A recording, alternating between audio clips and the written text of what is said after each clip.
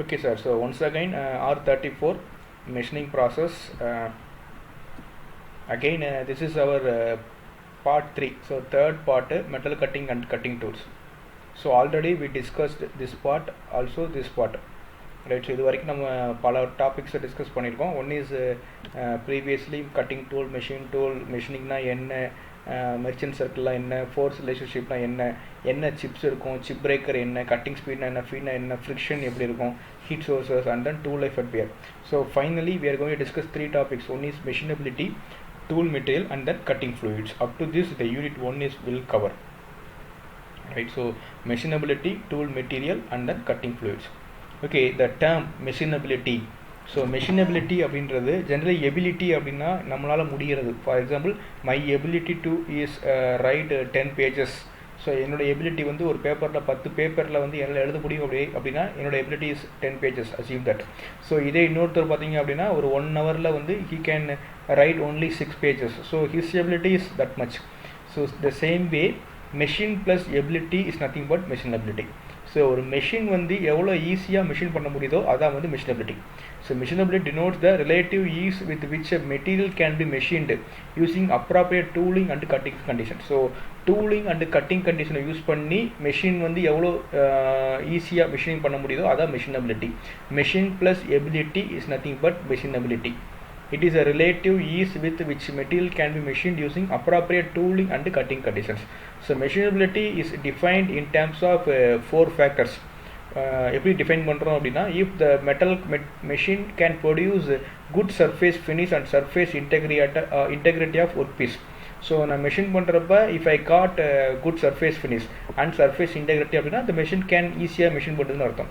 The same way if I got more tool life, I got less force and power required, and the level of difficulty in chip control, this all indicates the machinability.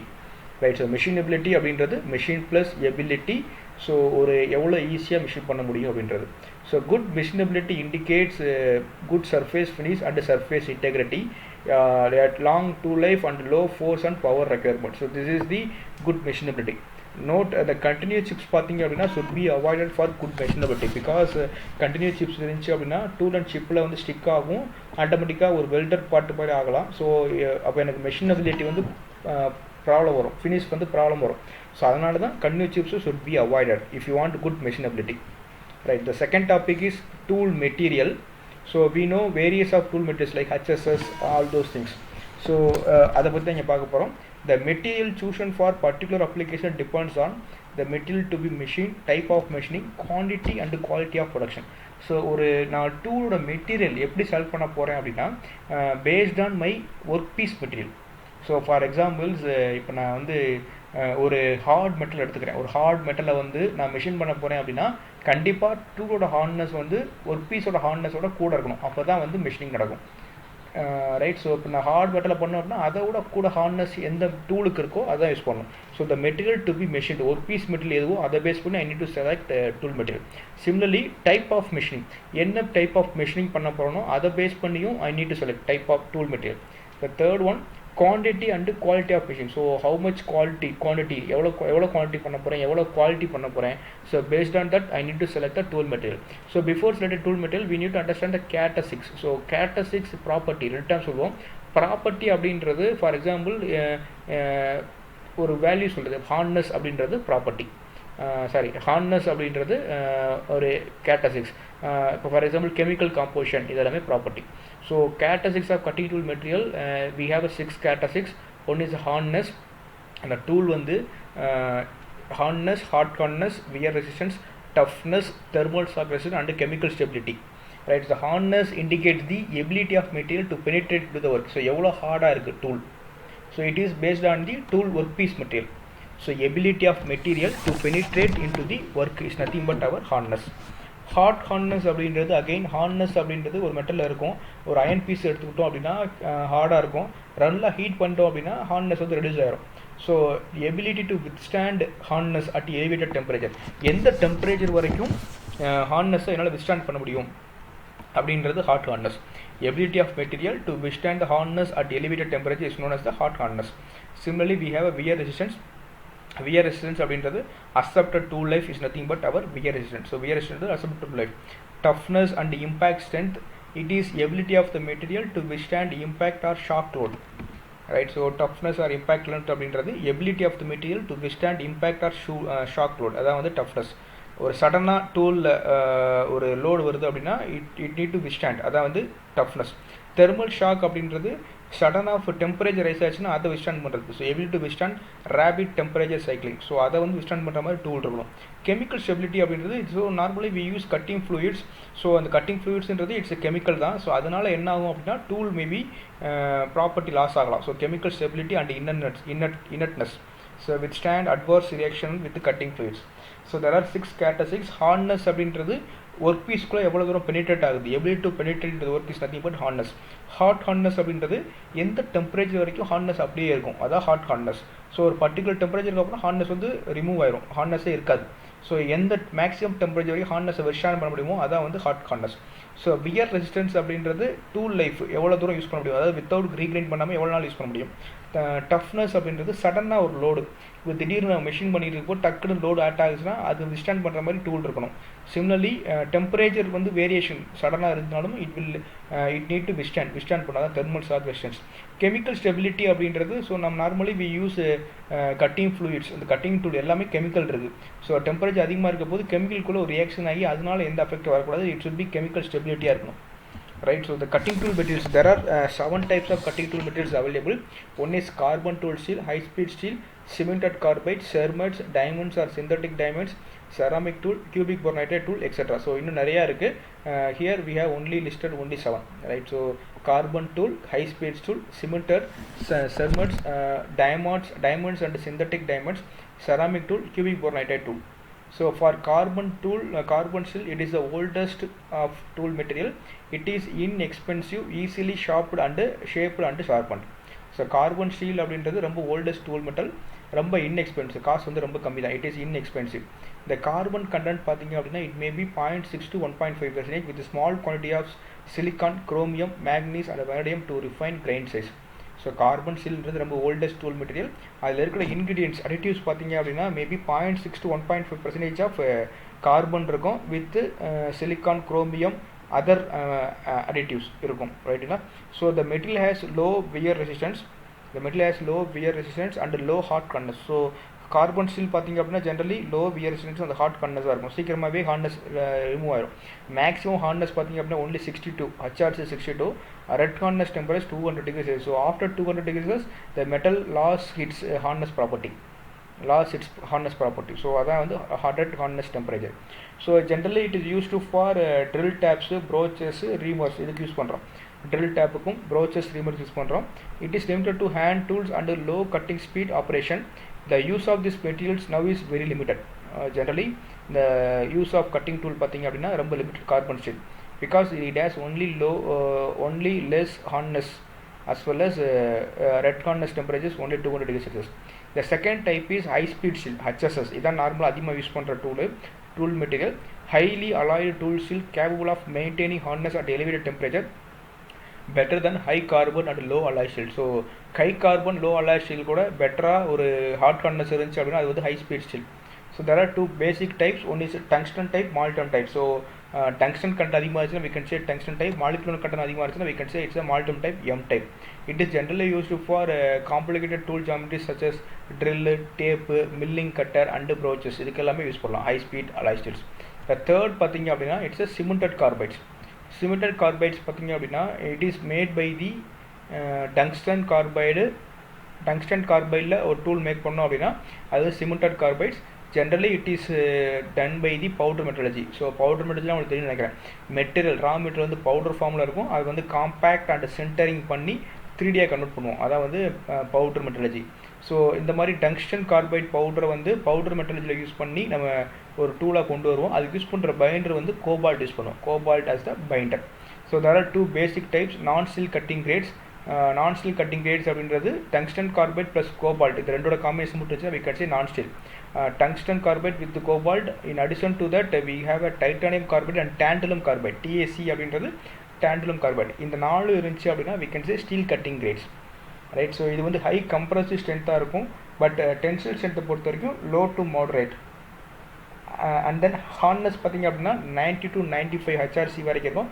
So better then carbon steel, and it has good hardness and wear resistance cemented கார்பைட்ஸை பொறுத்த வரைக்கும். Right. So it is good has good thermal conductivity, also high elastic modulus, tougher lower then the high speed steel. So ரொம்ப toughness வந்து ஆனால் ஒரே ஒரு limitation பார்த்தோம் அப்படின்னா டஃப்னஸ் வந்து ரொம்ப கம்மி கம்பேர்ட் டு HSS பேஸ் பண்ணி. The next ones cermets. So இது என்ன பண்ணுறோம் அப்படின்னா again this is also done by the powder metallurgy. Previous கேஸில் டங்ஸ்டன் கார்பைடு நம்ம கோவால்ட் ரெண்டையும் யூஸ் பண்ணி என்ன பண்ணோம் அப்படின்னா பவுடரை கொண்டு வந்தோம். ரெண்டு மட்டும் யூஸ் பண்ணோம் அப்படின்னா நான் steel cutting. In addition to this இந்த ரெண்டு கூட நான் என்ன பண்ணுறேன் டைட்டானியம் டேண்டல் ஆட் பண்ணேன் அப்படின்னா we can say steel cutting rate. So இப்போ என்ன பண்ணோம் அப்படின்னா titanium carbide, titanium nitrate and titanium carbonitrate with nickel or molybdenum as a binder இது எல்லாத்தையும் ஜாயின் பண்ணி பவுடர் மெட்டீரியல் பண்ணோம் அப்படின்னா we can say cermets. So some chemistries are more complex. இதோட கெமிஸ்ட்ரி பார்த்தா ரொம்ப மோர் காம்ப்ளெக்ஸ் இருக்கும். அப்ளிகேஷன் பார்த்தீங்க அப்படின்னா high speed finishing and semi finishing of steels, stainless steel and cast iron. This are the some work piece material we can machine. Higher speeds and lower speeds than steel cutting carbide grades. Better finish achieved, often eliminating need for grinding. So grinding avoid பண்ணலாம். So cermets is also done by the powder metallurgy, but here we add titanium carbide, titanium nitrate, titanium carbonitrate மூணையும் add பண்ணுறேன். பைண்டரை வந்து nickel or molybdenum I add as a binder. Right. So the fifth one is coated carbides. So cemented carbide inserts coated with one or more thin layers of wear resistance materials such as titanium carbide, titanium nitrate and aluminum oxide. So டூவில் வந்து நான் மேலே code பண்ணேன் அப்படின்னா we can say coated. So நம்ம நார்மலாக வீட்டில் paint பண்ணுற மாதிரி தான். இந்த கோட்டிங் எப்படி இருக்கும், கோட்டிங் மெட்டீரியல் என்னவாக இருக்கும் அப்படின்னா generally it maybe the titanium carbide, titanium and aluminium ஆக்சைடாக இருக்கும். கோட்டிங் எப்படி பண்ணுறோம் அப்படின்னா it maybe the chemical vapour deposition or physical vapour deposition. So இந்த பிவிடி சிவிடி அப்படின்றது one of the coating process where we say work பீஸை வந்து சப்ஸ்ட்ரேட்னு சொல்லுவோம். ஒரு ஜாலை ஒரு கண்ட்ரோல் சேம்பர் உள்ளே வச்சுட்டு ஹாட் ஏரை பாஸ் பண்ணுவோம்.